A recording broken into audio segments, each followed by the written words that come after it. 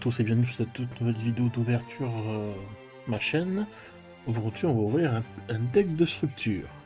Deck de structure domination des pendules. C'est un deck que j'ai eu la chance de pouvoir obtenir à un prix relativement correct. Bon, déjà il est sorti il y a environ 5 ans, le 19 janvier 2017.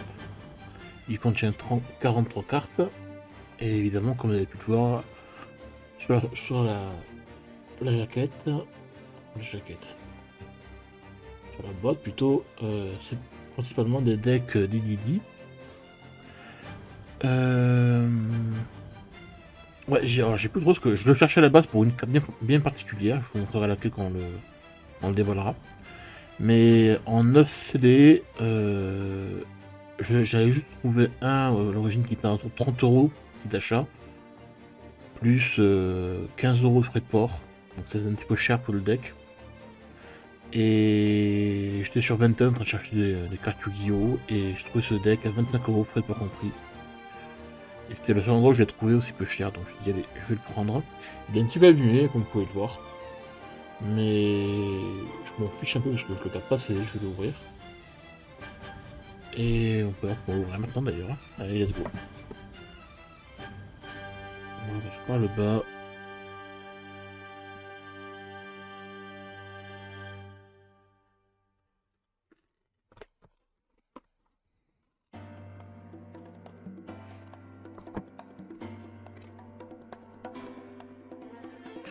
Didi qui est un archétype que je joue beaucoup en Master Duel. Que j'aime beaucoup d'ailleurs. Alors, on a le petit tapis de jeu spécial Didi, je pense.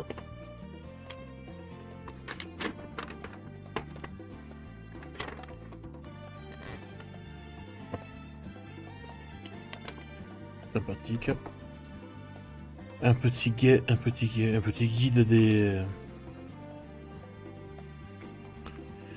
des règles.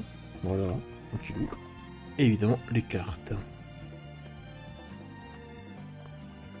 Allez, on ouvre ça.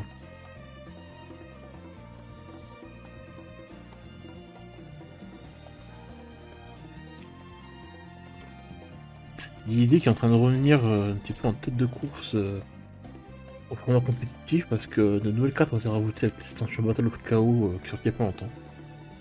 Qui renforce un petit peu encore le deck. Hein. Sachant que c'est un archétype qui a eu beaucoup d'évolution au fil des années. Donc Didi Apocalypse, roi du chaos. Magnifique carte, ultra rare. Beof, roi du flot des dragons. Didi Orthros, ouais. Très utilisé dans mon deck, toujours en x3 celui-là.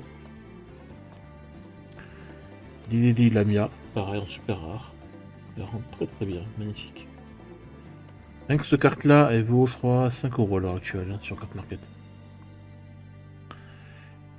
Zithri de roi maudit. Très bonne synchro hein, qui permet d'annuler une magie piège pendant votre tour ou le tour de l'adversaire. Savant Newton, que je n'utilise pas trop pour le coup. Savant Copernic. C'est cette carte là qui est à elle seule vaut 13 € à l'heure actuelle. Parce qu'elle est une partie intégrante du deck, il la faut en x3 pour vraiment avoir un deck compétitif.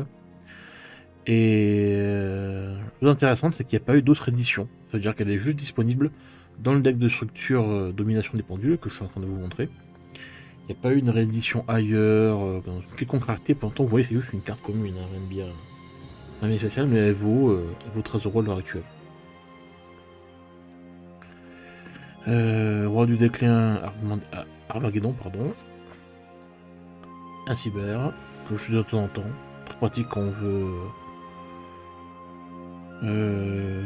Non, c'est pas celle-ci. C'est notre utilisé, mais c'est pas celle-ci que je pensais. Dédé Lilith. Hurlement de nuit, qui était très utilisé au début de l'archétype. Un petit peu moins maintenant. Il y a ce qui est. Savant Galilée. Savant Kepleré, paraît très utilisé en X3. En gros, il permet d'obtenir un contrat avec les ténèbres. Pareil, celui-ci Abyss Ragnarok, roi de l'oubli. très utilisé. Vous le verrez aussi dans l'animé Arc-V. C'est l'animé Arc-V qui m'a fait vraiment fait aimer l'architecture. Hein. Avec le nom du personnage que j'ai oublié, mais qui est terriblement badass, hein, faut dire ce qui est. C'est un calculateur de première, un joueur d'échecs, on va dire ça.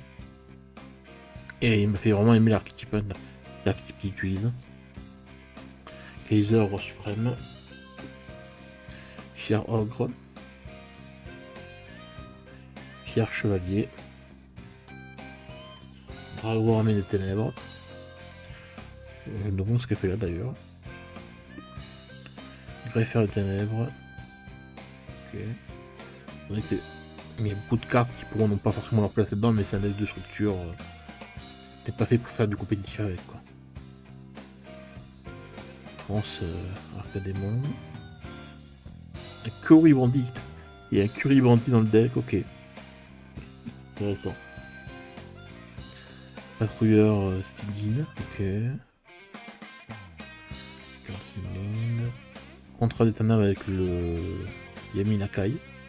Alors Yaminakai c'est drôle, c'est un monstre qu'on voit pour la première fois, donc on ressent qu'on voit pour la première fois dans Yu-Gi-Oh! Première saison, avec Panic, qui est un peu son monstre maître on va dire. Contrat des ténèbres avec la porte, donc pareil très souvent utilisé dans le deck compétitif en x3 minimum, hein, enfin x3 maximum mais pas le mettre moins. Et puis aussi avec celle-ci, contre ténèbres avec le roi des marées. Au moins en X1 minimum. Contrat ténèbres avec le roi des marées. Une fois par tour, vous pouvez évoquer spécialement un monstre depuis votre main en position de défense. Les effets sur un une fois par tour, vous pouvez évoquer un monstre de tout démon du succès deck.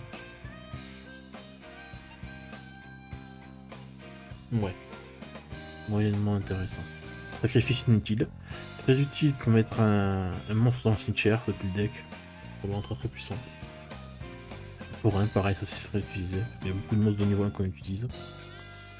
Invitation des ténèbres, pareil, hein, c'est une staple qu'il faut avoir en x3 dans le deck. Hein. Éruption des ténèbres. Cible un monstre ténèbres avec max 1500 points d'attaque dans votre cimetière, à ou là autrement. Oui, ça peut être utile pour créer quelques cartes sympas. Provision de secours, bon ça, très connu. Didier Roll. Didier cru. Ressources humaines. Ça c'est pas mal. Mélanger les 3 cartes dans le deck. Une maison de monstres Didi dans votre main sur le terrain dans votre cimetière. Vous pouvez ajouter 2 cartes Didi de votre deck à votre main. Et contrat des ténèbres avec la sorcière, pareil, très utilisé dans le deck compétitif. Permet de fermer de mémoire de détruire une carte depuis sur le terrain. En bénissant juste une carte Didi depuis la main. Très sympathique. Contrat des ténèbres avec des erreurs. Une fois par tour, ça contrôle le monstre Didi, le reste de ce tour. Vous négliger les effets de cartes pièges sur le terrain. Ah, c'est pas sympa. Je l'ai jamais trop utilisé, mais... On a quand même pas mal de monstres qui permettent de faire des annulations d'effets, donc peut-être que c'est un petit peu overflu à utiliser. Blanchiment de contrat.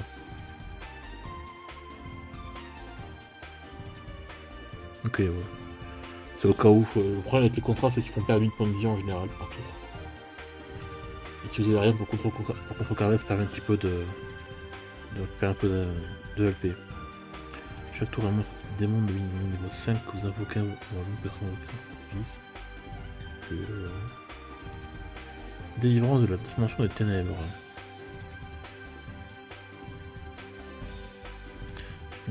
Ok. Espoir d'évasion. Si votre adversaire a un minimum 8 points de vie de plus que vous, pouvez... Ok, ouais. Pratique. Didi César, roi des vagues. Un Elixir niveau 4, je l'utilise un petit peu. Mais voilà. C'est pas non plus ma carte préférée. Bon, c'est vraiment un deck de structure vraiment basique. Rien à voir avec le format compétitif, mais voilà, c'était un deck qui était un petit peu dur à trouver et je suis content de l'avoir eu.